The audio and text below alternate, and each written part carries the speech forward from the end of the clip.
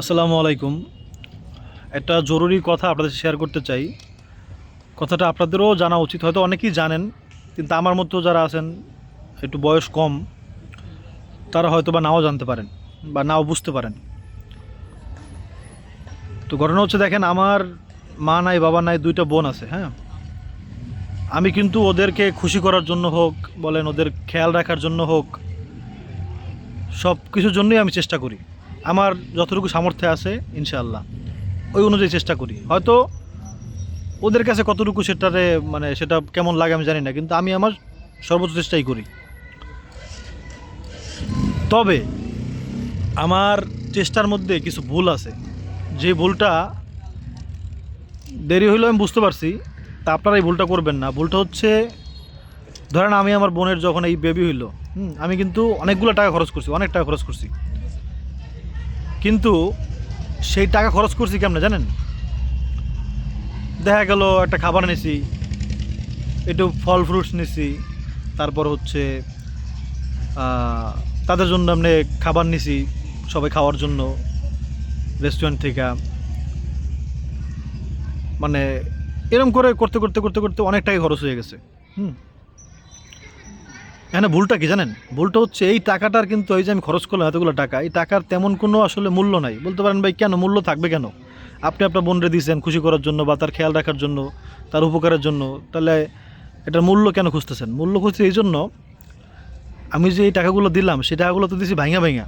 হুম এই টাকাগুলো দিয়ে কিন্তু ওদের যে অনেক বড় যে উপকার হয়ে গেছে, ব্যাপারটা কিন্তু সেরকম না। হুম আমার উচিত ছিল একটা বড়, যতটুকু আমার সামর্থ্য আছে সেই অনুযায়ী একসাথে কিছু টাকা বা কিছু একটা বড় কিছু করে দেওয়া। যেটা আমি ভাঙা ভাঙা করার কারণে এটা আমার খালাম্মা আমার রাগারাগ করছে অনেক, যে বাবা তুই এত টাকা খরচ করলি কিন্তু এই টাকার তো কোনো নামই রইল না। কারণ আসলেই নাম রয় নাই। কারণ হচ্ছে আমি খুবই সাধারণভাবে খরচ করছি। কোনো, আপনার সোজা কথা বলতে গেলে, দেখেন, ধরেন আমি যদি 20,000 টাকা দিতাম, এটা কিন্তু উপকার হইতো, কিন্তু আমি এর চাইতে বেশি টাকা খরচ করে ফেলছি।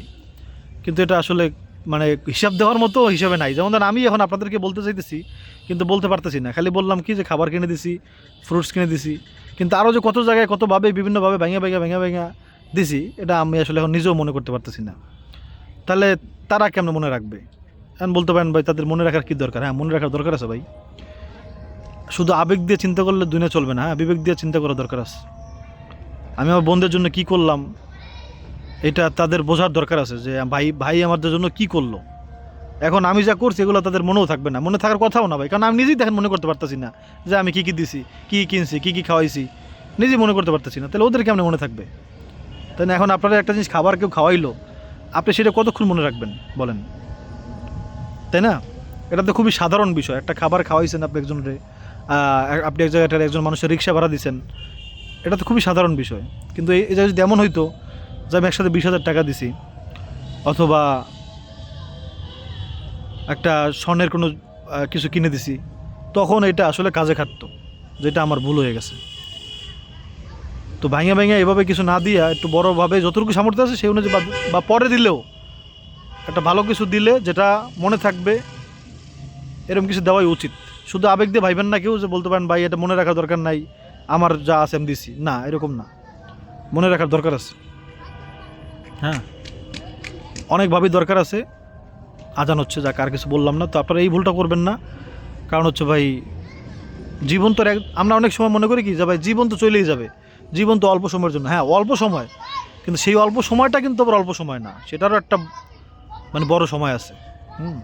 এই দুনিয়ার আমাদের 20 বছর, 30 বছর, 50 বছরের একটা সময়, এটা আমরা অল্প ঠিকই, আবার অল্প থেকে বাইরে চিন্তা করলে এটা আবার অনেক বড় সময়। যাক, আজান হচ্ছে, আপনারা এই ভুলটা করবেন না। হ্যাঁ, আল্লাহু আকবার।